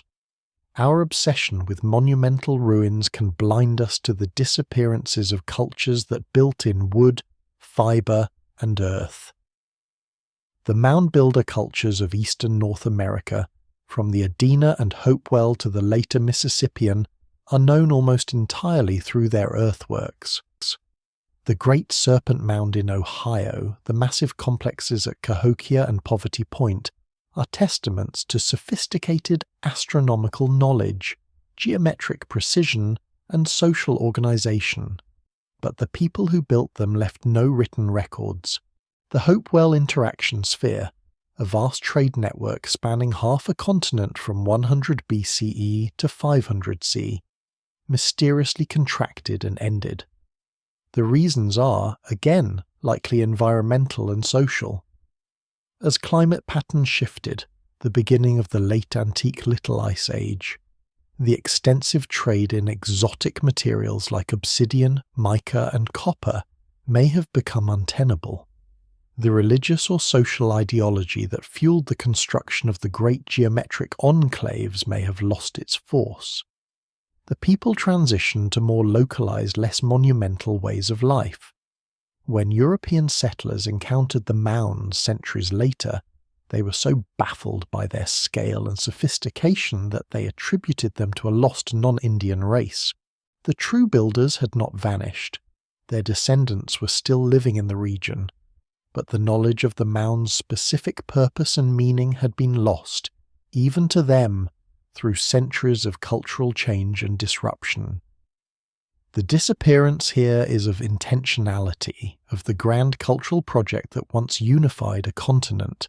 We must also confront the disappearances that are acts of will, the conscious closing of a door to the past. In Japan, the enigmatic Jomon culture, a sophisticated hunter-gatherer-fisher society, known for its stunning flame-style pottery and ritual dog figurines, thrived for over 10,000 years. Then, around 300 BCE, a new culture, the Yayoi, arrived from the Korean peninsula, bringing wet rice agriculture and metalworking. The Jomon did not suddenly vanish. There was a long period of coexistence, trade, and intermarriage, but gradually the Yayoi way of life, with its potential for higher population density and social stratification, became dominant. The Jomon aesthetic, their spiritual practices centered on forest and animal spirits, their way of life, receded. It was not a violent replacement, but a demographic and cultural absorption. The Jomon became a substrate, their genetic and cultural legacy woven into the fabric of Japan, but their distinct civilization as a separate entity ceased. They chose, in countless individual decisions, the path of the new. Their disappearance is a quiet passing, a merging of two streams into one stronger current, leaving behind a haunting artistic legacy that speaks of a world deeply attuned to the spirits of place, a world that was set aside for the demands of the rice paddy and the kingdom. Finally, consider the most modern of ancient disappearances, that of the Rongorongo script of Easter Island. Discovered in the 19th century on a handful of wooden tablets, it is one of the few independent inventions of writing in human history, and it is completely undeciphered. The island's tragic history of slave raids, disease, and colonial suppression in the 1860s killed not only the population but the learned class, the Tangata Rongorongo, the men who could read the script. The last known knowledgeable individual died in captivity in the 1860s. The surviving islanders were left with the tablets but no key. Here, the disappearance is of a code, a cipher for an entire worldview, lost in a single, brutal generation. The silence of the Rongorongo tablets is especially poignant because we hold the physical text in our hands. The information is there, the medium survived, but the mental algorithm required to decode it was erased from human memory.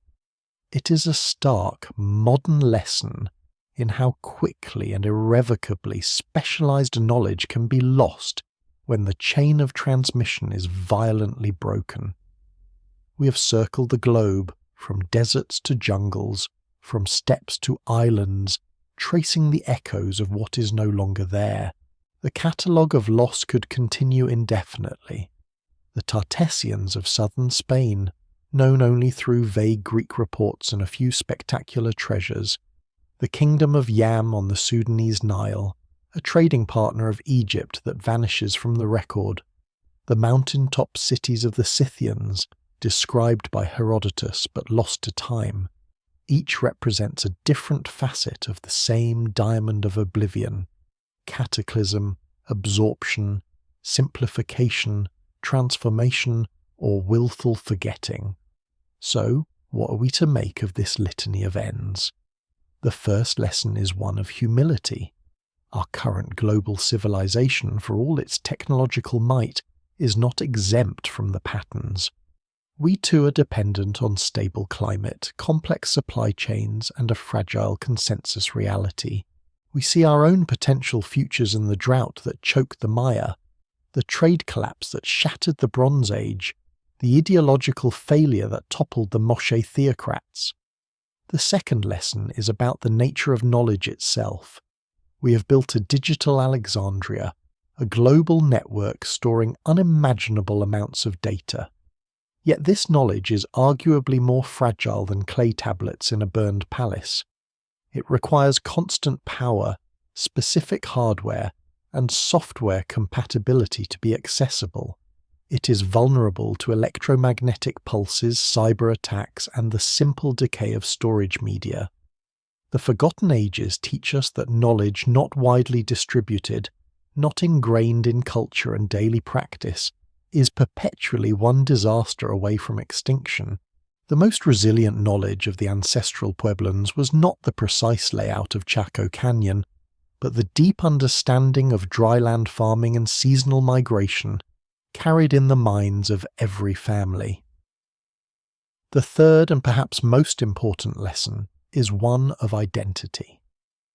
These vanished civilizations force us to ask, what constitutes us?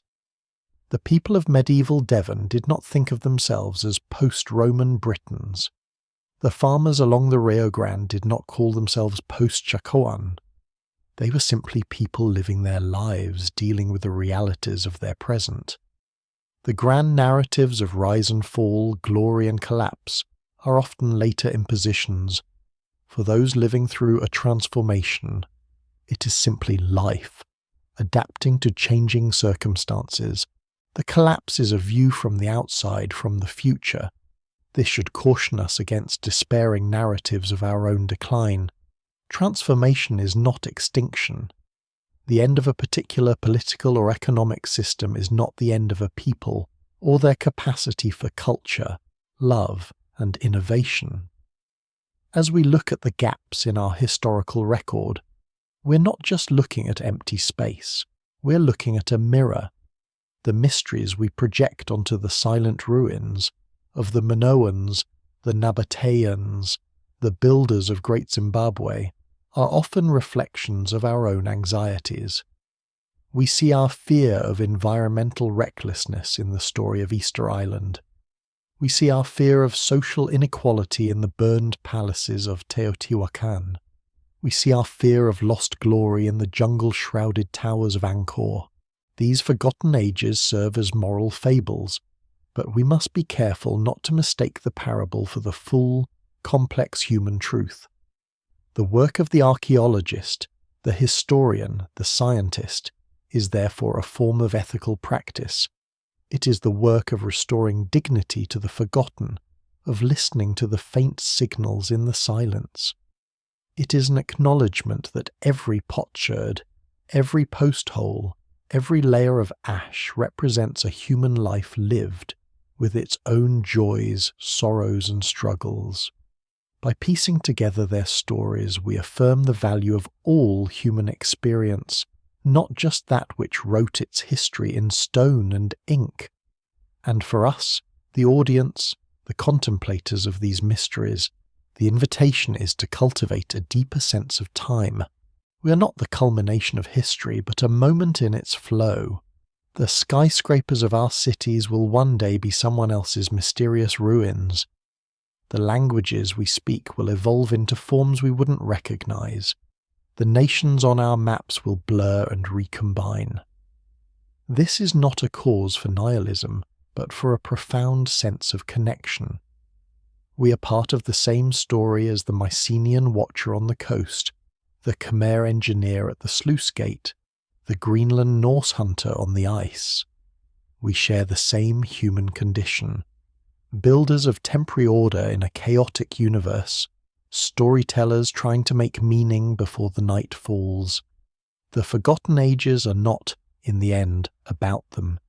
They are about us. They are about what we choose to remember, what we choose to build upon, and what we, in our turn, will inevitably leave behind. The silence of the past is not a void. It is an amphitheatre. And if we listen very closely, past the rustle of the wind in the olive trees that now grow over the citadel of Mycenae, past the drip of water in the reclaimed cisterns of Petra, we might hear the faintest echo, not of an answer, but of a question, the same question we ask today. How shall we live? And in that shared questioning across the millennia, the gap closes just a little. The forgotten are remembered, and we, for a fleeting moment, feel less alone in the long, dark, star-filled night of time.